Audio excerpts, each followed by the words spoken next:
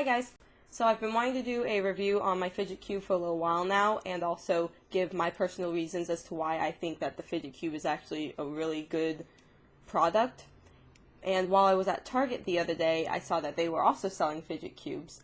It is quite different, not just the color obviously, but you can see very noticeable differences in them. So I also wanted to do a performance review on each Fidget Cube individually, kind of compare just their performance is different, the sounds that they make are different. So the first thing is this comes not only with a strap but also with a place to put the strap, obviously, which this Fidget Cube does not have. And the strap is nice because if you are fidgeting with it, you have the strap on your wrist, then you won't drop it, then you have to pick it up, and it's just takes away from the conversation that you're trying to have with someone. So we'll start with the Soothstone. The Soothstone, I don't know if you can tell, but is more steep on the sides on the Target Fidget Cube than it is on the Amazon Fidget Cube. This one is much more pleasing for me. It's more like a Soothstone because it's nice and rounded. This one, because the edge is a little more harsh and the plastic itself has more texture to it, it's not as good of a smooth stone in my opinion, because your finger doesn't glide across it like it does with the Amazon Fidget Cube. So next we flip it over to the switch side. This is supposed to simulate a light switch, obviously.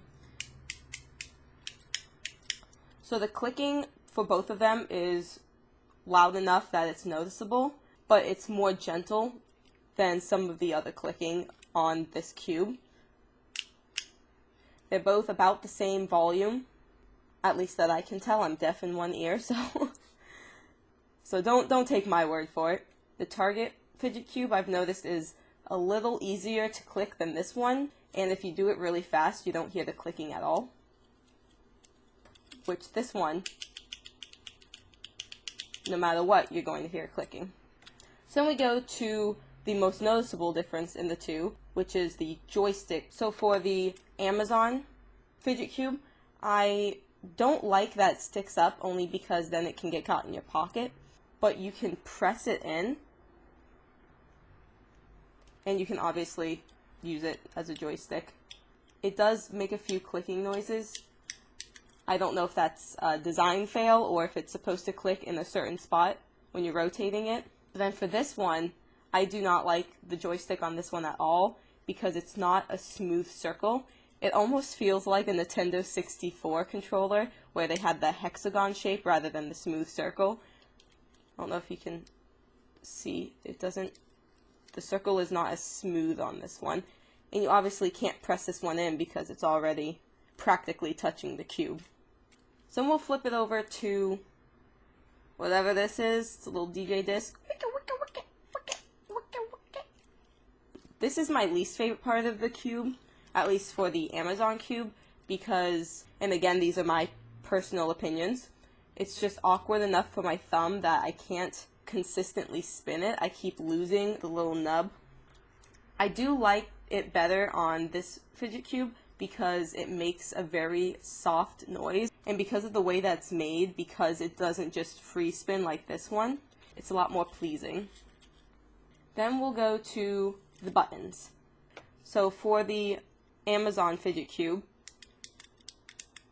every button makes a noise, but for the Target Fidget Cube, so all three of these buttons that make a clicking noise have a very slightly different sound, but I think that's just the way that the product was made. I don't think that was intentional, but what was intentional were these two buttons don't make any noise. I'm pressing them right now and there's no noise. If you're fidgeting with this and you don't want the clicking, it's kind of hard to know which two don't make the noise. So, my personal opinion, they should have made the middle button silent because it's much easier to identify the middle button than the two side buttons that don't make noise. And so then that brings us to my favorite part of the cube, which is there's a rolling ball and then these little cogs. They're not actually cogs, I don't know what to call them though. So for the Amazon Fidget Cube, the ball rolls pretty smooth. It's fairly small. You can see that there's a noticeable size difference in the two. This is the noise that the Amazon Cube makes. and it is extremely irritating if you're not the one making the noise. But with the Target Fidget Cube, a much more subtle and pleasing noise, which again, some people, especially if you're home alone, this one is great because you can't annoy anyone if you're alone. Again, this one is better if you're in public. It's more of a kind of gravelly noise. I don't know how to explain it, but I do like this one a lot. And then the ball on this one also glides a lot smoother. I'll hold it up to the mic so that you can hear the difference in how smooth the ball is. This is the Amazon Fidget Cube. This is the Target Fidget Cube. And for both Fidget Cubes, the ball clicks. You can feel the click as well as hear it. So that's my review on the two different Fidget Cubes, the comparing and the contrasting. If I had to choose life or death, I would choose the Amazon bought one because it has the strap and I just like the hand feel of it better. I like that there are some things that make a lot of noise and some things that don't, because when I'm in my car, I really like the noisy clicking. I like that the switch gives resistance, the little light switch gives a lot more resistance. That's more gratifying. And this is where I transition into why I think that the Fidget Cube is a great product. I have generalized anxiety disorder with symptoms of PTSD because of my time in the Coast Guard. I'll get into that in a video later on in life. And for me, I fidget really bad, especially if I'm about to have a panic attack. But I feel like with this keeps my mind off of the anxiety, but I can still focus on the conversation. So imagine that you're talking to someone, and you see them just start going like this. Being a nuisance, basically. Yes, I believe these are good for if you're at the movies, maybe, or if you're hanging out with your friends, maybe if you're just doing a gentle, and it's not as loud as this one. This one, I do realize, is pretty loud. But now if you're sitting there, that's just obnoxious and disrespectful, and it's distracting from school, from conversation, what have you. The Fidget Cube, on the other hand, you can have it down by your side, you can have it in your pocket if your pockets are big enough. See, this, I feel like this is a lot less distracting for the person that you're talking to as well. So it's more respectful, and they're not going to get distracted by your fidget. The most attractive part about this is that it's silent. I can just sit here and do this, and I can have it kind of behind my back or on my hip like this, and no one knows I'm fidgeting. I take this with me everywhere, really. Now that I have two, I'm going to keep one in my car and keep one probably in my house or in my backpack that I take everywhere.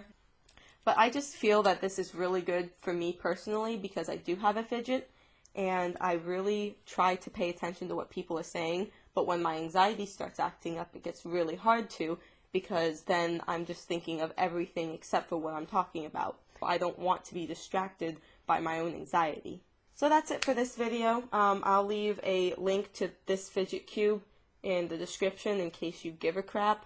And as I said, this one is just at Target. It's $10 at Target, or if you are patient, you can just get the $2.50 one on Amazon, and it gets sent straight to your house. You don't even have to go outside, well, to get the mail.